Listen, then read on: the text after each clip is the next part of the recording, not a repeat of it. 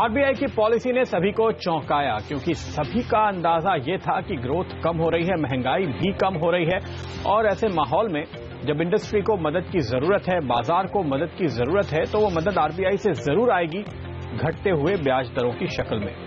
Bond market में demonetisation के बाद से जिस तरह से तेज गिरावट आई बॉन्ड यील्ड में, ऐसा लगा कि आरबीआई भी उसके साथ चलेगा। तो क्या ऐसा है कि आरबीआई पीछे रह गया है और बाजार आगे निकल गया है, या बाजार का अंदाजा गलत था, या आरबीआई को कुछ ऐसा पता है जो बाजार को पता नहीं?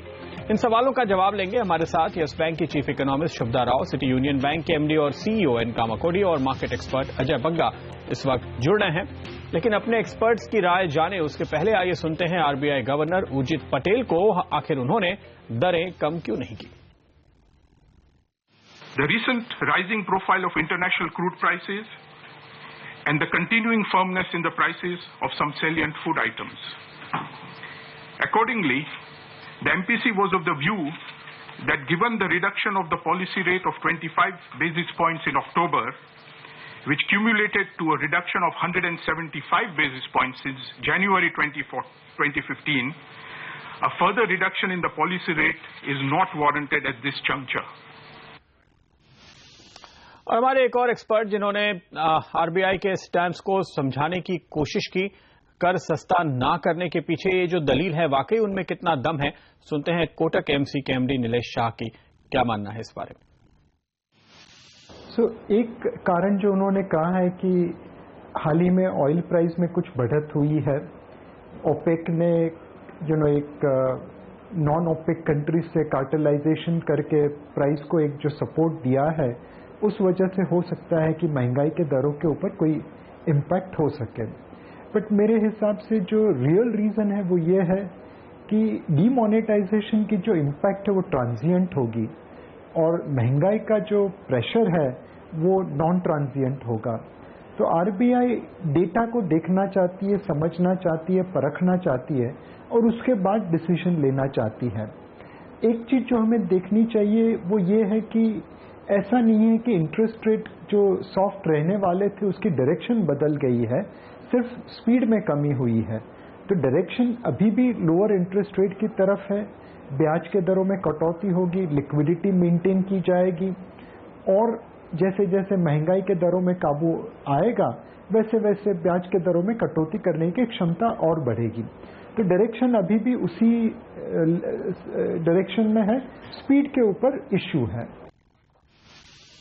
बिल्कुल, तो डायरेक्शन बिल्कुल साफ है, अनिश्चितताएं काफी ज्यादा हैं। बग्गा साहब, ऐसा आरबीआई के पूरे प्रेस कॉन्फ्रेंस के दौरान हमने कई बार लगा गवर्नर और डिप्टी गवर्नर के रुख को देखते हुए, लेकिन अनिश्चितता क्या है? यही है ना कि नुकसान कितना होगा।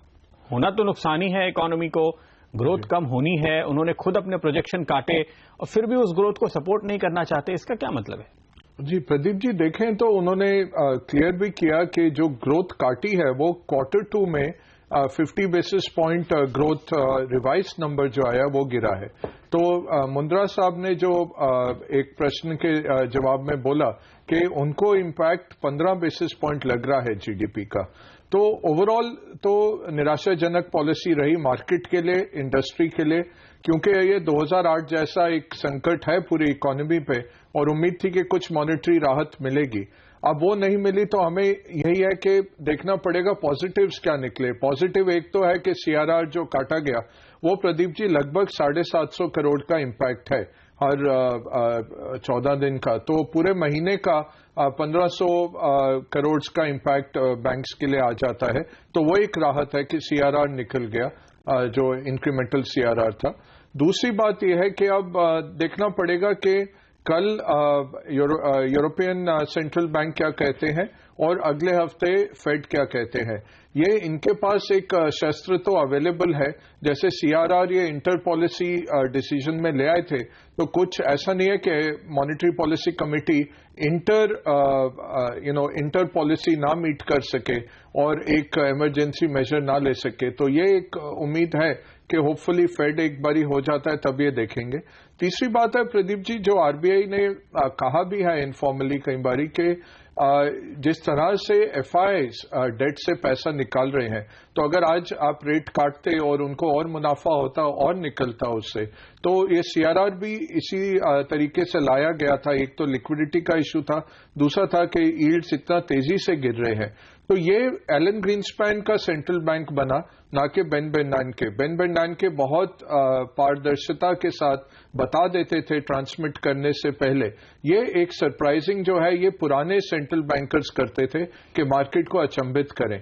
ये फिर से थोड़ा सा पारदर्शिता कम हुई और anti market trend, against the market trend एक पॉलिसी ली गई।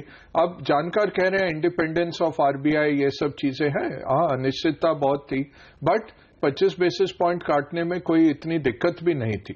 बिल्कुल। और देखिए, मार्केट को आप सरप्राइज कर सकते हैं शुभदा, अगर आपकी शुभदा अभी हमारे साथ नहीं जुड़ी है लगता है, लेकिन कामाकोड़ी साहब, मार्केट को सरप्राइज करने के लिए आरबीआई के पास मौका कब बनता है? जब आपको ऐसा लगे कि मार्केट ने कुछ मिसरीड किया। अब मार्केट ये रीड कर रहा है कि महंगाई कम हुई है और महंगाई कम होने की वजह से एक ट्रेडर या एक डेट फंड मैनेजर ये कॉल देते हैं कि यहां से यील्ड नीचे जानी चाहिए। तो क्या आरबीआई का ये अनुमान कि महंगाई जो कम हुई है वो टेम्परेरी है, फिर से बाउंस हो जाएगी? क्योंकि डिमांड तो हमें कहीं नजर नहीं आ रही, फिर आरबीआई को ऐसा क्यों लगता है? See, we have to keep one thing in our mind. RBI is carefully taking all these decisions, and they don't want to any surprise, or they don't keep that as one of the objectives while deciding the rate. वो data से वजह से वो decision लेता है। See, the one thing which we have to look into is, like say, we are in the state of, like say, interest rate scenario, something similar to what we were in somewhere in 2003-4, when the bond yield was continuously decreasing, the and gross NPA of the system was also very high. And the interest rate reduction, before it came, actually you need a status when there is a surplus liquidity in the system, and that is exactly the status where we are. आप देखा है तो like से कम when you had about 125-150 basis point rate cut, the monetary transmission was only 50% of that. Now after they removed this, the CRR also, like say all banks are going to now sit on the surplus liquidity. The growth or demand for the loan is also very high. And the competition itself will start bringing down the much required rate reduction that actually needed for the industry. That looks to be the next stage that is going to happen at this point of time. Whether RBI reduces the 25 basis point or 50 basis point is not going to make any impact on that. This is the whatever lag effect that was there, that is going to get manifested sooner or later. After this, the CRR which was kept is taken now, you are going to see a lot of surplus liquidity, and the competition will bring down actual market interest rate going forward. And you had seen कामाकोड़ी, आप अगले 2 महीने में होते हुए देखते हैं, यानी इस पॉलिसी से अगली पॉलिसी के बीच जब आरबीआई कोई कट नहीं करेगा, बैंक्स कट करेंगे, जो आप कह रहे हैं? अगर हाँ, तो कितना? There is at minimum 50 to 75 basis point gap between the rate reduction in the last couple of years, rate reduction given by the RBI and the actual transmission that has happened. That will get into the market maybe in the next 3-4 months before the 31st March. And if you just try to copy what happened 10 years back, you had a system when, the 10-year bond yield came as low as 5.25 or so, which is about 100-120 basis point below the current level benchmark yield. My expectation is that, you are also seeing many reports, at least there will be another 50, 60, maybe 75 basis point reduction in the 10-year bond yield over next 3 to 4 quarters. Okay. तो यहाँ पर और गिरावट आने की संभावना आपको है बॉन्ड डील्स में, और आपको लगता है कि बैंक्स रेट कट कर पाएंगे। आइए इसी पे देखते हैं कि दूसरे बैंक्स को क्या लगता है। बैंकर्स जिनसे हमने आज बात की, खासतौर पे सीआरआर से मिली हुई राहत को क्या वो पास ऑन करके कर्ज सस्ता करने के संकेत वाकई दे रहे हैं? Yes, it does definitely address some of the concerns. We are very relieved that this additional burden that had come onto us, that has been taken away. I wish something could be done for the fortnight past when that burden continued, but I don't think we've got any relief from that. But at least going forward, we are very glad that this burden has been reduced. And as I said, you know, the ample liquidity is something that's going to drive rates down. So to that extent, once this burden is taken away, we will definitely be seeing some kind of lowering of rates going forward. मेरे अंदाजा से ये incremental CRR impound किया, वो वापस दे दिया, वो एक बड़ा इफेक्ट होगा बैंकों के लिए, क्योंकि बैंकों का निम को प्रोटेक्ट करेंगे. The additional fund of 3.25 lakh crore which comes back into the banking system, I think the bankers will have to lend. तो वो लेंड करने के लिए शायद वो क्या करेगा, वो उसका MCLR को थोड़ा काटेगा. CRR और SLR जो है वो फोर्टनाइट के हिसाब से मेंटेन होती है. CRR जो है वो एवरेज बैलेंस लिए जाते हैं एक फोर्टनाइट के लिए. तो वो पखवाड़ा 10 से शुरू होना था, पिछली बार वाला जो था वो 26 नवंबर से 9 नवंबर तक चलेगा. तो इसकी तो पूरी संभावना थी कि जो अतिरिक्त CRR है उसमें कुछ न कुछ ह्रास, कुछ न कुछ कमी होगी.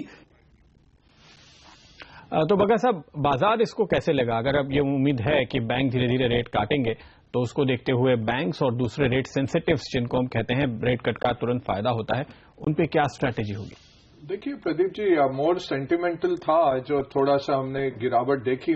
बैंक्स में भी बैंकिंग इंडेक्स 1% ऊपर था और 1% नीचे तक आया पॉलिसी के बाद. बट ये मायूसी हट जाएगी अब, क्योंकि ओवरऑल अगर आप देखें क्या स्थिति है, बैंक्स के पास लिक्विडिटी बहुत है, बैंक का कॉस्ट ऑफ फंडिंग नीचे आया है, बहुत तेजी के साथ नीचे आया है, ओवरऑल यील्ड्स गिरे हैं. सो ट्रांसमिशन के तौर पे उन्होंने डिपॉजिट्स तो पहले ही कटते हैं, और आप देखेंगे कि लोन्स में भी गिरावट आनी शुरू होगी.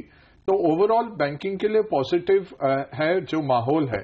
ये एक कैटलिस्ट रहता, क्योंकि अब इकोनॉमी को क्या चला सकता है, या मॉनेटरी पॉलिसी चलाएगी या फिस्कल आपने ऑस्टेरिटी रखा है और बरकरार रखा 3.5% का फिस्कल डेफिसिट, तो वो पंप प्राइमिंग नहीं हो रही इकोनॉमी की. दूसरी तरफ आपने मॉनेटरी भी टाइटनेस रखी. अब लिक्विडिटी भी आरबीआई ने अगर देखें, बिटवीन द लाइंस पढ़े, अगर कह रहे हैं कि वो सरप्लस नहीं छोड़ेंगे, बिल्कुल बैलेंस रखेंगे लिक्विडिटी. तो वो open market operations, MSS issuance जारी रहेंगे, ताकि मार्केट में लिक्विडिटी बिल्कुल बहाल ना हो इतनी. तो ये इकोनॉमी बढ़ेगी कैसे, ये बहुत एक पेचीदा मुद्दा है, क्योंकि ओवरऑल SME जो है, जो 60-65% चलाता है इकोनॉमी को, वो सीज अप हुआ है.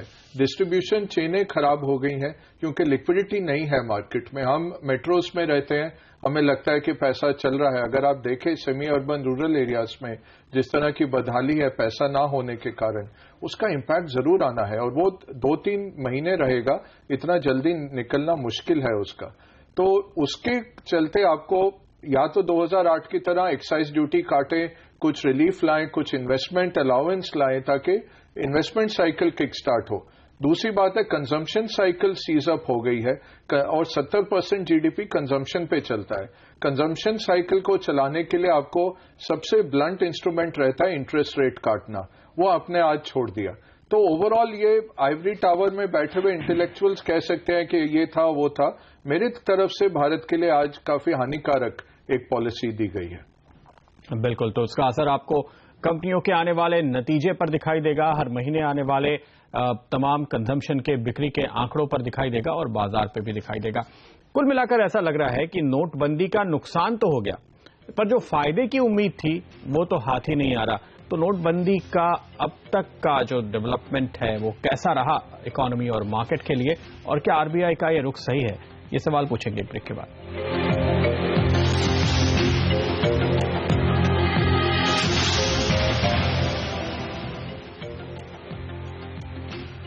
स्वागत है आपका एक बार फिर हमारी इस खास चर्चा में. और हम जैसे कि बात कर रहे थे, नोटबंदी के चलते नुकसान तो काफी हुआ, और आरबीआई का भी अनुमान है कि ग्रोथ घट रही है, लेकिन उससे फायदा यानी रेट घटने की जो उम्मीद थी वो दरअसल पूरी नहीं हो पा रही.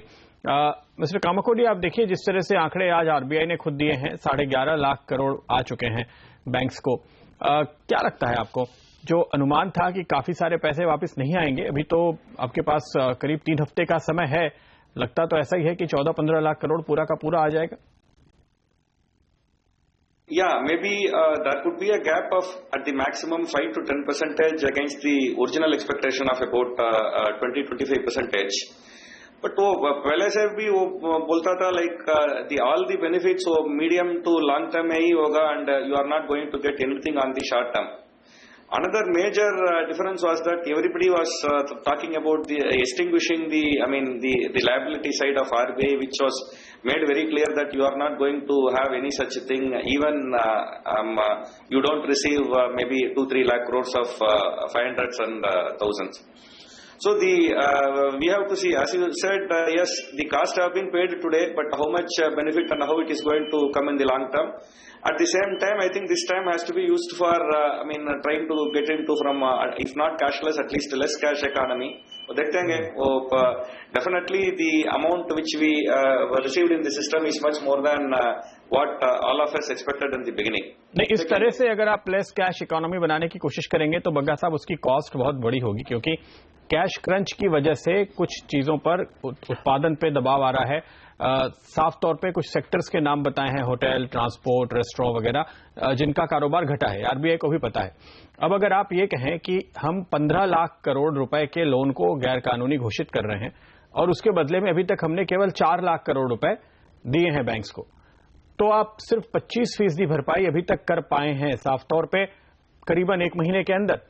तो अगले 3 महीने में क्या पूरी भरपाई होगी, क्या इतने नोट छपेंगे, वो अनुमान देने को आरबीआई तैयार नहीं है. क्या पूरी की पूरी भरपाई की जाएगी? आरबीआई का रुख देख के लगता है शायद नहीं की जाएगी. उनको लगता है पहले बहुत ज्यादा पैसे सर्कुलेशन में थे, अब कम सर्कुलेशन से काम चलेगा. और आरबीआई डिप्टी गवर्नर ने, जो मैंने उनसे सवाल पूछा था, जिस तरह से जवाब दिया, उन्होंने तो लोगों के ऊपर ही डाल दिया कि लोग होर्डिंग कर रहे हैं. जी, बिल्कुल. इसकी कीमत इकोनॉमी के लिए क्या होगी? बिल्कुल. और प्रदीप जी, जो ऐसा हमें लगा कि रोज पॉलिसी बदल जाती है, वही आज की प्रेस कॉन्फ्रेंस में भी लगा कि ऐसा क्लैरिटी नहीं आया कि एक सोचा समझा हुआ फैसला है और ऐसे इनके पास एक ब्लूप्रिंट है आगे बढ़ने का. वो जिस तरह रोज माहौल बन रहा है वैसे डिसीजन लिए जा रहे हैं. कोई ये नहीं बता रहा है कि 100 रुपए और 500 रुपए के नोट कब पहुंचेंगे, कहां पहुंचेंगे.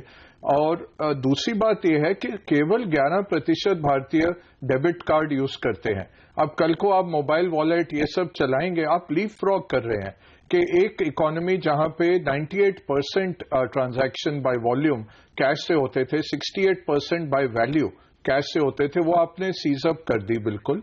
और उसको आप कह रहे हैं कि आप इलेक्ट्रॉनिक हो जाइए, चेक भी मत पहुंचिए. और 2 जनरेशन आप लीप फ्रॉग करके सीधा उसको डिजिटल कर रहे हैं.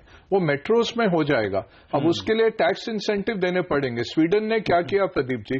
स्वीडन ने कहा कि आप जो घर पे घरेलू हाउसकीपर्स को जो तनख्वाह दे रहे हैं, जो ड्राइवर्स को तनख्वाह दे रहे हैं, हम उनका आपको टैक्स में आपको रिबेट देंगे अगर आप उनको डिजिटली पे करें. ऐसे आप लाइए, आप कल घोषणा करिए. कुछ आपको रोकता नहीं है, लोकसभा में आपकी मेजॉरिटी है. आप कल घोषणा करिए कि आप जितना डिजिटल पेमेंट करेंगे वो सेक्शन 80C का आपको बेनिफिट मिल जाएगा. वो पूरा भारत लग जाएगा लाइन में करने को. ऐसे डंडे के जोर पे लोगों को करवाना और लोगों को स्टाफ कर देना करेंसी के लिए, ये उचित काम नहीं है. तो उसकी कीमत आपको ग्रोथ के तौर पे चुकानी पड़ेगी. साफ तौर पे ऐसा लगता है. कितनी वो होगी दरअसल कीमत? आरबीआई का अपना जो एस्टिमेट है वो काफी बेहतर लग रहा है. जब आप दूसरे कई एजेंसीज के, कई ब्रोकरेजेस के रिपोर्ट पढ़ते हैं, किसी ने कहा 3.5% जीडीपी ग्रोथ आएगी. आरबीआई ने कहा जीवीए पे हमारा अनुमान 2 महीने पहले था 7.6, आज हम कह रहे हैं 7.1. क्या आरबीआई का ये असेसमेंट सही है? इस सवाल का जवाब लेंगे एक छोटे से ब्रेक के बाद. हमारे साथ जुड़ेंगे स्टेट बैंक ऑफ इंडिया के chief economic adviser doctor Soumyakanti Ghosh.